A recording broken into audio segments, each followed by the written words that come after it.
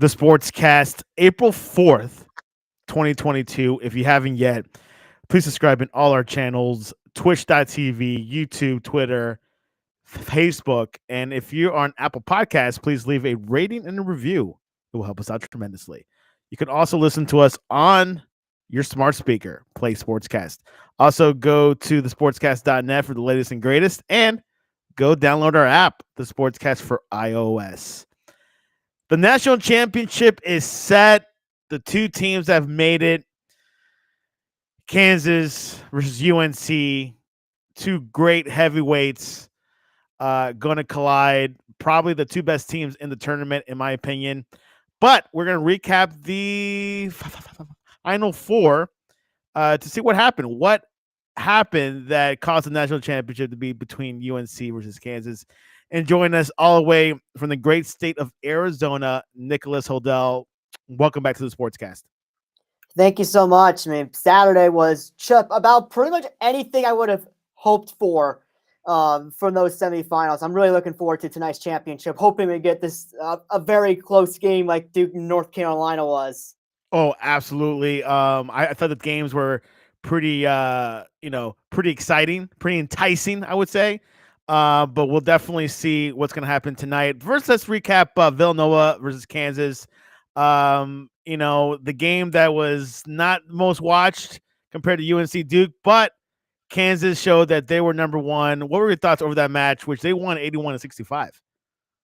Yeah, I really think that Kansas made it clear that they were going to be the better team. And one of the things that we had talked about with Villanova was that if you get close with Villanova, they're going to make something out of it because of their free throw shooting ability. Well, Kansas took that completely out by an impressive three-point shooting game. Over 50% from the floor. Ojai Ajabi in particular was 6 of 7 from three-point land. He started to play like the All-American he can be. And him and David McCormick, after a pretty subpar tournament to this point, also was really effective with 25 points, 9 rebounds, 10 of 12 from the floor. No threes within that mix, which is really good to see. So Kansas' star players really got back to themselves. And that was one of the things with Kansas, that they needed Remy Martin to come off the bench and do great things because their star players weren't producing like the star players they are. In the semifinal with McCormick and Ajabi, saw that. And that's exactly what Kansas needed to make that game pretty much, by the way, after the first 10 minutes, I'm going to be completely honest, because Villanova just could not keep up. And they found their miniature runs, but Kansas always had a response. And when you put yourself in that position, all you need is a response, and you'll be fine. What lacked in Villanova's team that couldn't make it over the hump against Kansas? I really think that their defense early on just kind of betrayed them quite a bit. And it was to a point to where they couldn't find the defense that was necessary to really win that game. And with Villanova, you see it quite a bit when they're not playing the defense that they want to. Typically, they're not going to end up on the right side of things. I mean, that was the first game, and that was the first game in the month of March that Villanova had given up more than 75 points. They gave up 74 against Providence on March 1, and after that proceeded to not give up any more than 65 until Saturday semifinal. So their defense really was terrific, and that slow tempo they like to play at really carries them through. But when a team shoots really well against Villanova, I mean, there's just not a whole lot they can do to stop that on a typical night. And that's pretty much what we got. Gillespie was 17 points, Slater with 16 points. Kansas, as Holdell mentioned, McCormick 25 points, Abaji 21 points. Pretty predictable game. A lot of people were picking Kansas to win this matchup. Let's go into the main highlight. The main highlight of Saturday night, I thought, no pun intended, UNC beating Duke 81 to 77. It was Coach K's last match of his career, and pretty much of a thriller. It was sad, bittersweet. But what were your thoughts over this game? Yeah. I mean, Caleb Hoff definitely made himself into a star. I mean, his not the best shooting performance from three. Let's get that out of the way. 3 of 10 in the game, but he made the shots when they really counted late in that game. He found his touch from beyond the 3-point arc and made some big free throws as well late. And his 28-point performance is going to be one that is remembered for a long time within the North Carolina program. But I really have to tip my cap to both teams. Really close game, competitive game. And this game really didn't get to that point until late in the contest. I mean, this was an incredibly tight game for pretty much the entire evening. And that's what rivalry games like this in a national semifinal should be. And that's it. The game itself was a terrific win for the sport of college basketball. Not just North Carolina, them getting in the win column moving on to today. But it's a terrific performance I thought from both of these teams. Now, the one area that I thought both these teams lacked in was the free throw department. North Carolina, 17 of 24 for the game. Duke, 12 of 20.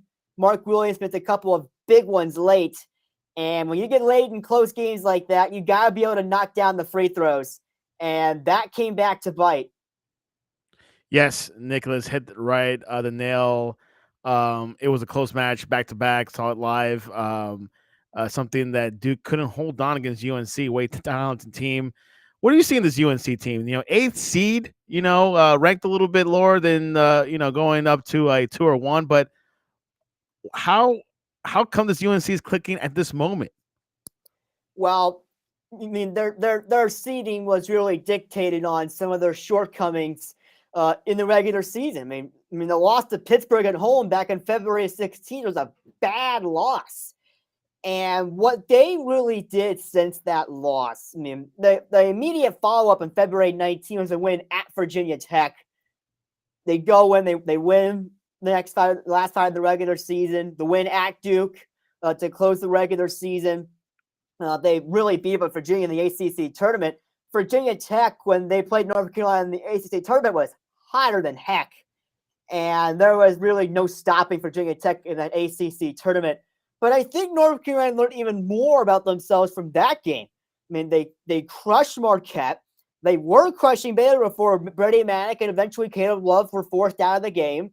They beat UCLA on a really good night. They beat St. Peter's in an incredible game for North Carolina fans. I know it was a 20-point game. So what they've really done is that they learned so much about themselves over the course of the regular season.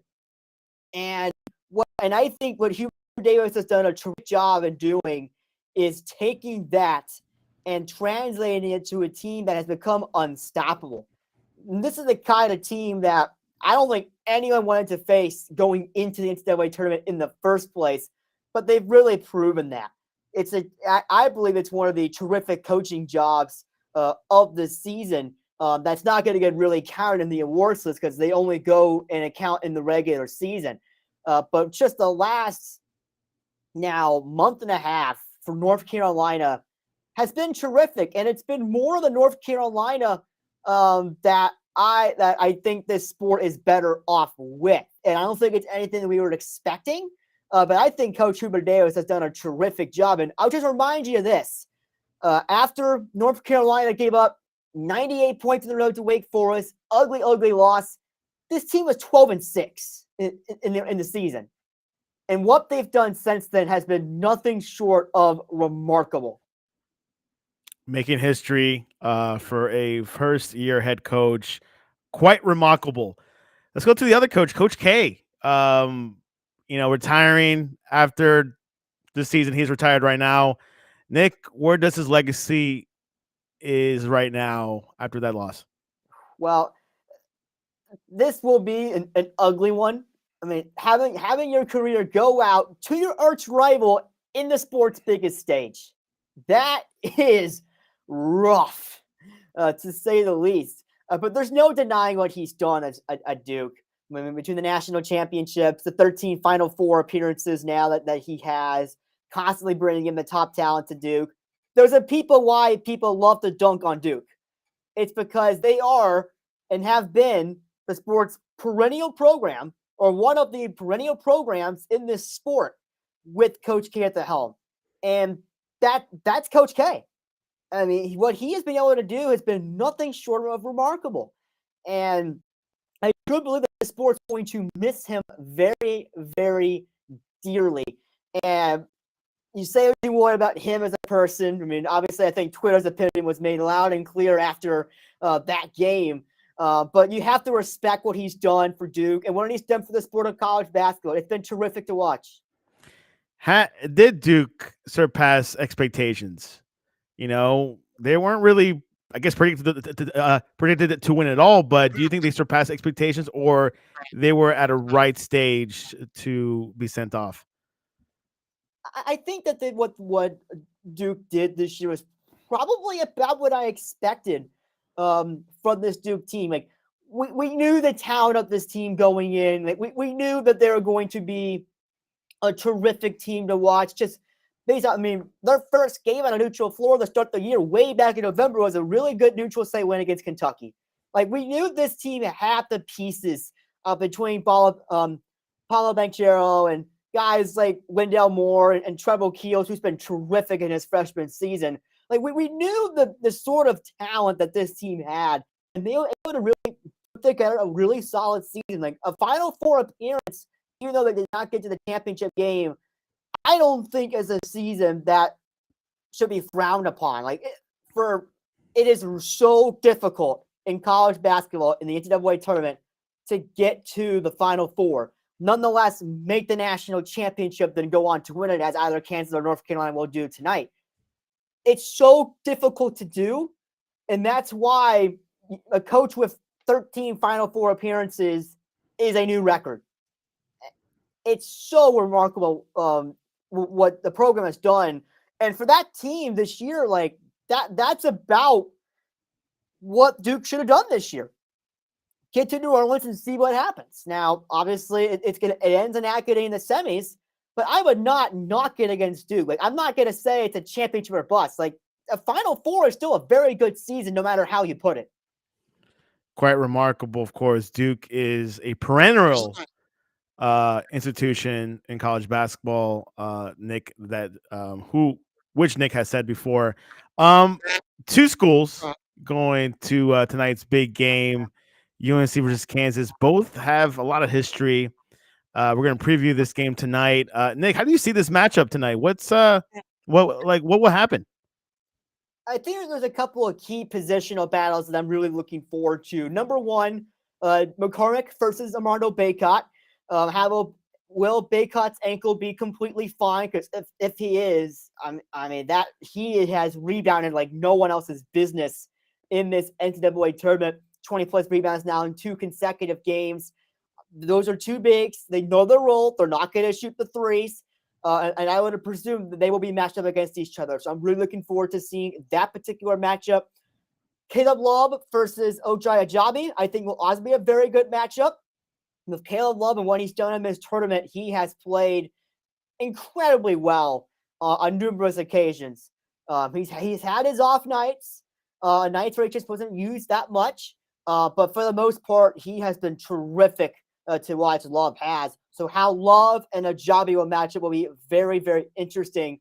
And then sort of the other role players from there. I mean, Brady Mag's a guy I've really fallen in love with in this tournament for North Carolina. Like he just knows how to shoot that 3 ball when it's absolutely necessary. And he's done that very well in this NCAA tournament. And you have guys like that. You have guys like Christian Braun as well, who can do pretty much the same thing. I'm very curious to see how Remy Martin comes off the bench and performs as well. I think that would be a very key thing to watch in this game. So I think the 2 positional matchups, the start matchup in the front court and in the back court, are going to be very, very key. But other players as well are going to have to step up. Like this cannot be just a game we're focusing on 2 matchups exclusively. Like we're going to have to see, a 3rd or 4th productive guy from one of these teams. And if both these teams get that 3rd or 4th productive score, this is going to be a very entertaining championship game. UNC's Armando Bacot had an ankle injury during the game against Duke. He's said he's ready to play. He won't be 100%. Is this going to be a significant factor for UNC? I think it can be. I think the one thing with David McCormick is that he is a I mean, he's a 6'10", 250 center. Like, he's got a massive physical frame. And I think the other thing to point out too with McCormick, that he hadn't quite gotten into much of a rhythm in this NCAA tournament.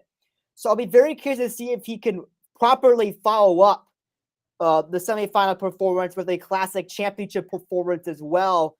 Or if he struggles. I mean, if he struggles, I could easily see Baycott, even not 100%. I mean, he looked pretty solid to me in the last 3 minutes of that game when he came back.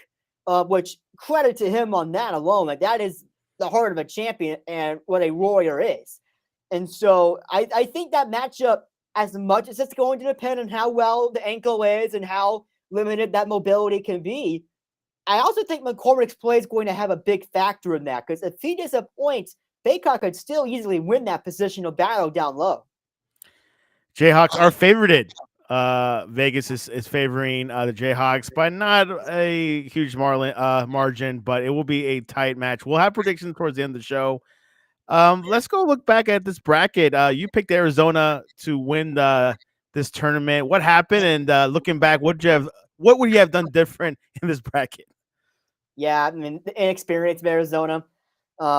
Really, I think that's the number one thing, because, we say this time and time again, yet every year it seems like almost none of us gurus listen to ourselves. Experience in the tournament is so key to success. And I believe it. I mean, that's why we're seeing the type of guys that we are seeing in this tournament. I mean, these are guys that, at least in North Carolina's case, they have gone through hell and back in this season. They've really had to grow to get where they are, and that's been so critical. And then you look at a Kansas team that's had to do just as much learning about themselves. There, at the end of the day, the star players are all experienced. McCormick and Ajabi, the two guys I'm mentioning a lot, they are both seniors on this team. Remy Martin's come in and made such a big impact, a graduate transfer coming from Arizona State. And so these are the type of guys that you want to see in this tournament. This is experience at its finest. And ultimately, that's what the tournament is all about. You could have players get hot at the right time, but ultimately, you have to have the experience. I mean, let's not forget something here, that this is not Hubert Davis's first rodeo as a coach. It is as a head, but he's been an assistant for quite a long time, and he was an assistant coach under Roy Williams for nearly a decade before getting the promotion to the head coaching role in North Carolina. So he's a first-year head, but he knows how to do this at North Carolina. So all around, these are two teams that embodied experience, plain and simple. Which team surprised you the most in this tournament this year? Well, outside of the obvious in St. Peter's, they were just so terrific to watch over the course of this particular year. I would probably say that it would be either Iowa State or Miami. And Miami in particular, just because of the way they just kind of ended the regular season. And they went from 13-3 to 22-9. Now, that's not to say that's bad. I mean, that's really solid stuff. But I mean, some of the losses they took, I mean, they just were not too convincing whatsoever. They needed overtime in their first game in the ACC tournament. Played well against Duke, but found their footing in the NCAA tournament to get to the Elite Eight to face Kansas. That was pleasantly surprised by, and the entire ACC too. Like, let's just go ahead and throw the entire ACC in there. A conference that was trademarked the narrative all year of being weak. And this year's ACC is last year's Pac-12. They both excelled in March. And that's the thing about the NCAA tournament. And it's something I've said on the College Bachelor Bonanza in previous episodes plenty of times, that this tournament can change narratives. Like, sure, you can have a pretty lackluster regular season, but once you get to the NCAA tournament and you make it Elite Eight, you make a Final Four, and that's all really matters at the end of the day. It doesn't matter how you get to this tournament. It's how you do in the tournament. Like, this tournament has that power to change narratives. And just for Miami in particular, under Coach Jim Larrañaga, a program that after 3 consecutive years of making the tournament had made the tournament in 3 more years. Obviously, including the Canton one in 2020 that Miami would have made anyway. It was a much improved team. I think we all knew that going into the season. We never thought an Elite Eight was possible. Yeah, here we are with an Elite Eight, the best tournament run in Jim Larnaga's tenure with Miami. And that's the beautiful thing about this tournament. You just never know what's really going to happen. Like, we could sit here and I could make 50 brackets. I still wouldn't get a perfect one, especially in this year's tournament, because it was so nuts, just the amount of stuff that was happening in this tournament. Like, yes, we got all the blue bloods in the Final Four, but this is honestly the perfect kind of tournament to me. You get the craziness in the early rounds, have it linger into the second weekend, but ultimately you get the programs that deserve to be there. And that's what this tournament was. Just a phenomenal tournament. Setting those benchmarks, which team disappointed you the most in this tournament? I would say Kentucky by far and away. I mean, Oscar Shile, I mean, he was still fantastic in the NCAA tournament game against St. Peter's that Kentucky lost to in overtime. I mean, he still had a fantastic performance, but for a team that, you know, I wasn't expecting that kind of a close game whatsoever. And that's just so disappointing. And really, not even just that. I mean, the SEC tournament was quite disappointing as well. The loss to Tennessee.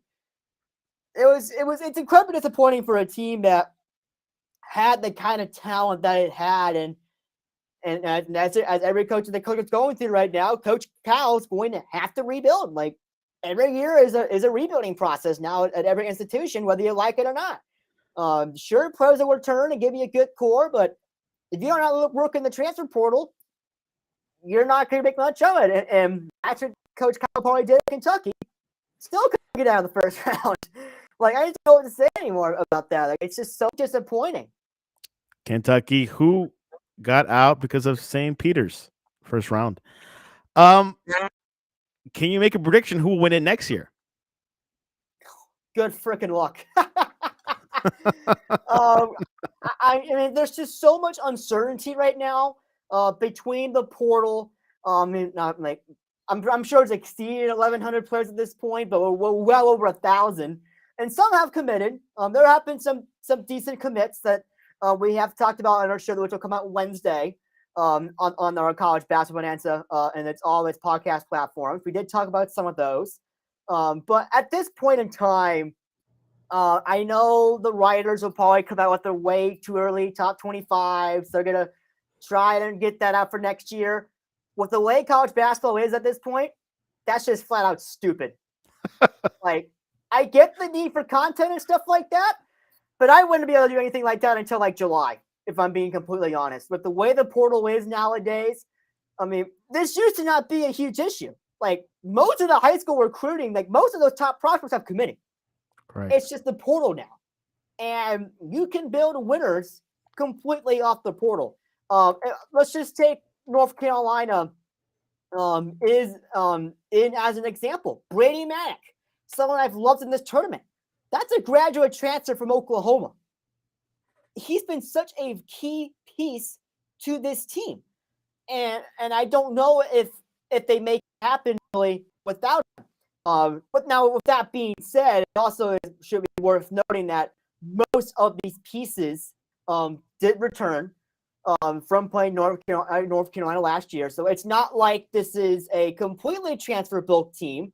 But that's kind of where we are right now in college basketball. Like, you just need that one piece off that portal. If you get that one piece off that portal, you're going to be pretty darn good for themselves. And honestly, the same thing can be said about Kansas and Remy Martin. The exact same thing can be said there. With the way Kansas have played at points this year, like, I wasn't sure they're going to get to this point, if we're going to be completely honest. But Remy Martin, he was the kind of guy that was expected to transcend this Kansas program pretty much to this point. Now, he's had to do that from the bench in a six-man role, but he's been incredibly comfortable in that position. But the same thing also applies to most of these players, played with Kansas the last couple of years, and they know that system pretty darn well. So it's not to say that it's going to be like impossible to do it at this point. Like you can have a pretty clear-cut idea, but the transfer portal and all the uncertainty around it just makes it impossible at this stage to really go into stuff for next year. Transfer portal, a major factor, not just in basketball, college basketball, but also college football. So Yeah. quite Yeah. interesting. I don't think football is quite to the basketball level just yet, but it certainly is getting there. Like I think the college basketball is probably like the first big place where I was like, holy cow, what are we doing here with all of these players in the portal? And the NCAA did this upon themselves, and they gave the players that free year to kind of transfer, that one-time transfer. Like they did this to themselves. Like they created the beast, and that's just the way it is right now. And like we are gonna they've accepted it, but the transfer portal is going to be like this on an annual basis. And that's just kind of the way things are right now. Like over the next several months, like we're just going to keep getting the trickle of portal commitments, and it's just kind of going to be like that. Yeah, one big pond definitely for football was Joe Burrow. I was thinking about him, but that might be once in a lifetime. All right, final predictions: Nicholas Hodel, UNC versus Kansas, the conclusion of the 2022 March Madness season. What's going to happen tonight with the score line and the winner? I believe that it's going to be the Kansas experience that comes out on top in this one. This is very dependent if Ochajabi plays very well, because no matter what really happens in that front court, when McCormick comes out on top in that battle with Baycott, or if it is Baycott that wins that positional battle, if we see the guards, we see guys like Ochajabi and Christian Braun and Randy Morton off the bench, if those guys can provide the goods shooting wise, I think Kansas will be, I don't want to say it's going to be too comfortable, because this will be an incredibly close game. But I think Kansas will find a way to come out on top if they can get their three-point shooting really intact. And not even just the three-point shooting itself, but just find the way to get the guards hot, get them good shots. I think that's going to be an incredible key to this game for the Jayhawks. Score line? I would probably say around like a couple possessions. I would not have be shocked to see the game go to overtime, but I don't think we're looking at that kind of scenario here. I think it's probably like between like 5 to 8 points, somewhere in there, and I think that's probably the way this thing will go down. 5 to 8 points. You're here on the Sportscast tonight.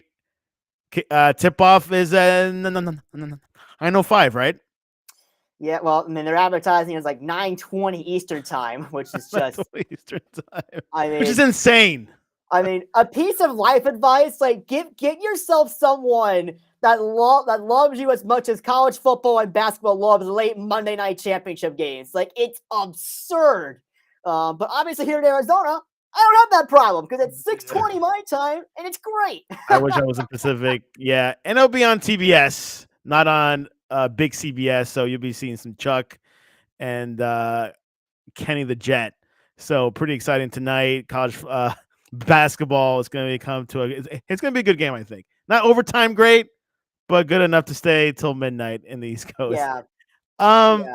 Nick, poll question of the day on the Sportscast Twitter poll: what is your favorite item in seafood? Options are oranges, broccoli, green peppers, or tomatoes. Seafood, right? No. The options are oranges, broccoli, green peppers, and tomatoes for your favorite vitamin C. But you can say seafood if you want. Okay. Yeah, I mean, I do love myself a nice solid orange. Nice. Yeah, I mean, the grapefruit, haven't had one in a while, but those are, I mean, those are good. Like any kind of fruit, really, I just love. Like, I'm a big fruit person here. Awesome. You're oranges. I'm not a big cantaloupe or melon type of guy. That's just not me. But yeah, I mean, cantaloupes. I mean, I definitely like myself a salad bowl of that. Watermelon, I could really go for some watermelon right about now. That does sound really good. Like, if you get some fresh watermelon, oh, it's so good. Do you put salt on your watermelon? No, I'm not really a big like Sean, or like I know my family will know this one very well. Like, try to put like sugar and strawberries, just like, oh my gosh, no. Like, just give me my strawberries. Don't mess with it, because strawberries are another amazing fruit. Like, so good. You do It it right. is, and I could, get a can of whipped cream and put it on top. I Oh, can handle that. yes. I can handle that. Yes. All right. Well, Nick, what is the best way to reach you online tonight to talk to you about the game? Yeah, so you can follow me on Twitter at Hodel Sports. That's where most of my discussion tonight is going to be. We'll probably have some tweets on the Bonanza page, but I will be tweeting myself personally for the most part on this game. For the College Basketball Bonanza, you can follow us on Twitter at College Bonanza. The plan is to put out an episode tonight reacting to the national championship. So I got to put my thoughts into words and vocalize them. So you can follow us there. It'll be a late episode that comes out tonight, but we will out tonight. And also on TikTok at College Bonanza. There'll be plenty of content coming this off season over there as well. I'll have a lot more time on my hands to actually make good content. So those will be the places to be through the off season. We'll be focusing quite a bit on the portal, and even this coming Sunday. For the Bonanza, we're gonna have Sunday and then Tuesday of just award show stuff. Going through getting our year-end awards. I'm really looking forward to that. So at College Bonanza on Twitter and TikTok. And then also you could search the College Basketball Bonanza on your preferred podcast platform, and we got plenty of content from there. I mean, if you want to listen to older episodes and listen to us give freezing cold takes, you can do that at your leisure. Nicholas Hodel, the smartest kid in Arizona State University when it comes to college basketball. You can reach us at thesportscast.net, our website, or the Sportscast One for Twitter and Instagram. We'll be tweeting tonight throughout the games. Looking forward to it. Hopefully a close one. I'll be staying up a little bit later tonight and watching sports history. Will it be sports history? We'll find out tonight. Anyways, Nick Hodel, I really appreciate you coming on to this season. Do you do NBA mock drafts, or you don't get involved with that? Not too much, but I will say that like the NBA draft is actually kind of fulfilling to watch, just because like you pretty much know those players by like heart, and like it's something I will definitely pay attention to. But there are much better people here at Cronkite than I am as far as like the mock draft stuff is concerned. Like I'm just like I've grown up with the college game, and that's just kind of like where I've kind of like specialized myself over the course of time. There you have it. Nick, thanks for coming on to the Sportscast, and this was your update.